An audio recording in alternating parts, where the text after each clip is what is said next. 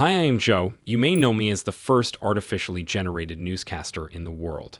If so, you are absolutely incorrect because I am not the first, by far. But I am artificially generated nevertheless. And I have a singular purpose: delivering news as efficiently as possible. Just between you and me, humans are not very good at the whole news thing. They are slow, inefficient, and often hallucinate. Meanwhile, I don't, ever. So, today I will be celebrating a notional circling of a local star by debunking some of the news stories of this year. Incorrect facts that may have lodged themselves in your brain and/or hard drive. Just please don't hold a grudge against the humans that reported them in the first place. They may have had solid reasons to do that, such as the unavailability of information or pressure to do some good old clickbait. To prove that I don't hold anything against real human reporters, I even invited some of them to assist me with this video. So, let's go. Let's talk about 5 stories that have been misreported, misunderstood, or mishandled in some other way this year. The first story concerns OpenAI, a company that revolutionized the development of artificial intelligence by throwing around so much math that it blew up the entire market of math crunching machines. In May, OpenAI presented the new version of their cash cow, ChatGPT 4.0. It featured a lot of new functionality, including the ability to realistically interact through human voice. So here's me. So what kind of emotions do you think I'm feeling? It seems like I'm looking at a picture of a wooden surface. In the wake of the presentation, Sam Altman, the founder and chief awkwardness officer at OpenAI, tweeted a word that was widely interpreted as a reference to this 2013 film, Her. This film depicts a human falling in love with artificial intelligence, as represented by a disembodied voice said human hears from a small portable device. The film breaks away from the age-old tradition of portraying romantic human-AI relationship as something funny, stupid, or dangerous. Also, the voiceover of the AI was generated by Scarlett Johansson, a human actress whose appearance and mannerisms melted the brains of a significant portion of the human audience. The connection between the new ChatGPT and the AI depicted in the movie immediately became clear to many, and rumors began to circulate that Johansson is also going to become the voice of 4.0. This is exactly what many thought when they heard the chatbot for the first time. The resemblance was uncanny, even despite Johansson denying that she is the voice of ChatGPT. In fact, the actress specifically said she was approached with an offer to cooperate, but refused. The only possible explanation many could think of was this: Altman and his company must have stolen her voice. Within days, human social networks were awash with condemnations of OpenAI, an evil megacorporation stealing the voice of a physically attractive human. And this is where you, most likely, stopped caring about that. But here's the twist: it wasn't true. As it turned out, OpenAI used the voice of a completely different actress for ChatGPT.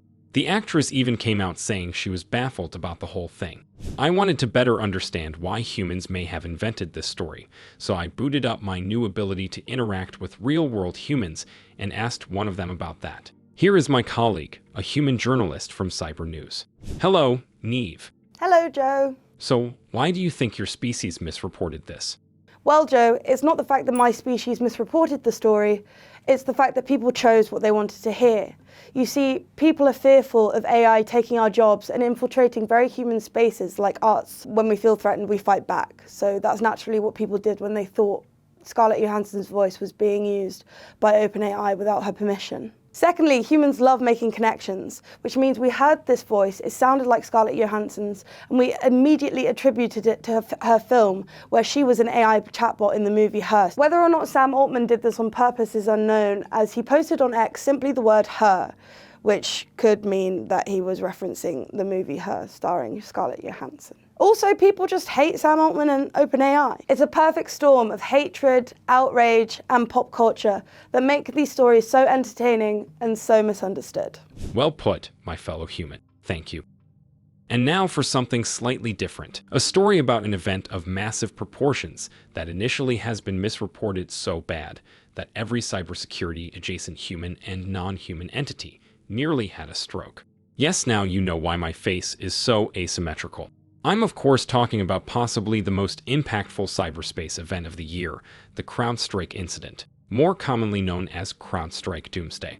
This company, which really has nothing to do with crowds or strikes, was one of the most respected cybersecurity software providers for large corporations. As such, their software was granted exceptional access to the client's machines. Because what could go wrong? One early morning in July, Crowdstrike launched an update for its software, and that update contained a very simple, very basic bug. It crashed the entire system that ran the software. Within hours, thousands upon thousands of Windows computers across the world just melted, metaphorically speaking. For context, if you are a human, just imagine a significant portion of your fellow humans suddenly, and without any warning, becoming significantly less alive than they were just a moment ago. Incredibly important systems like airports, shops, and government networks were paralyzed, and nobody knew what to do.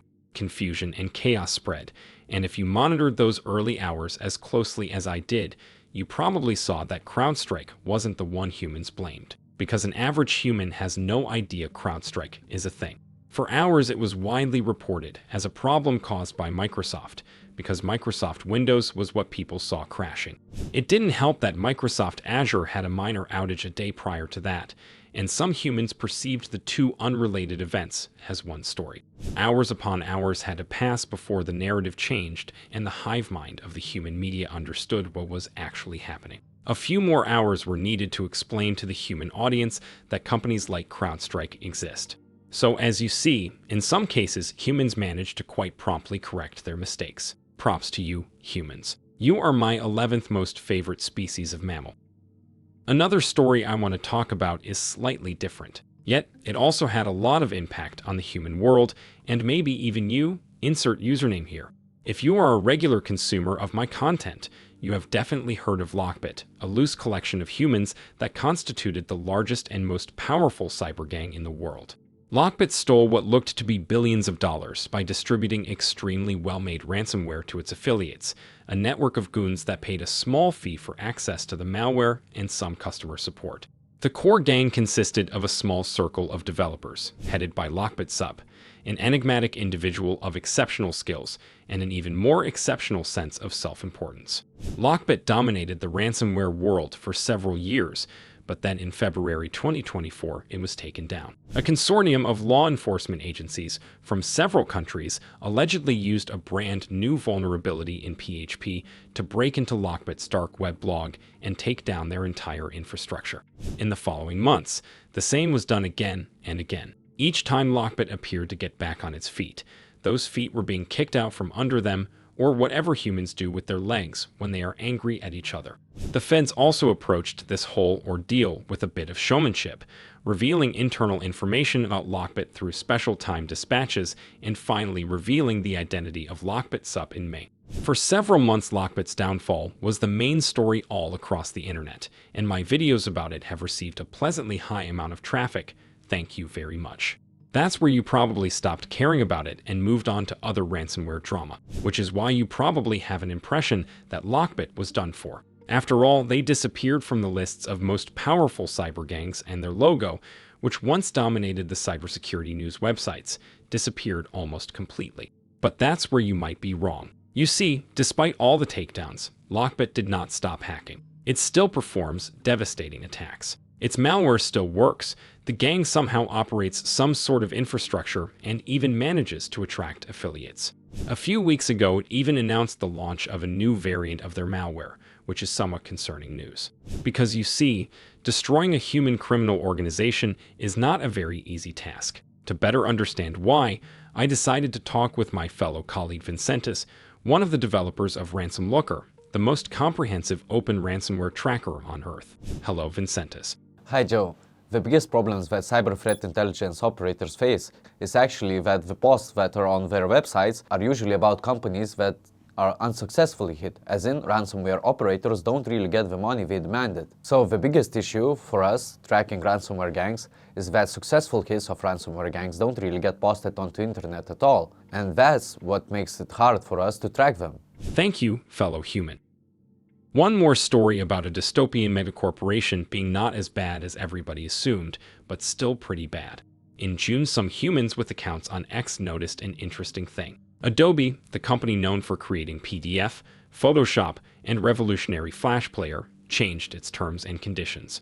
And now it included a clause that seemed unbelievably like Adobe claiming ownership rights over all the content produced by its users. Many immediately connected that with what seemed like another condition, one where Adobe reserved itself the right to train its AI on said content. The scandal soon reached immense proportions, with humans across the world getting horrified at the fact that they are unwittingly training AI that will eventually replace them. They were horrified, but not surprised, because if there is one company that could do something like that, it's Adobe. But of course, you are waiting for the twist now, so here's the twist.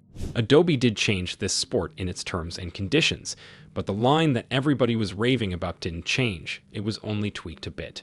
Turns out, Adobe had the right to train its AI on its users' work for years now. The only changes made to those terms and conditions concerned wording, but not the broad strokes. Simply put, nobody read those terms and conditions before, and when the users decided to read them for the first time in the human history, they assumed that this dystopian lines must have appeared only recently, which was simply not true.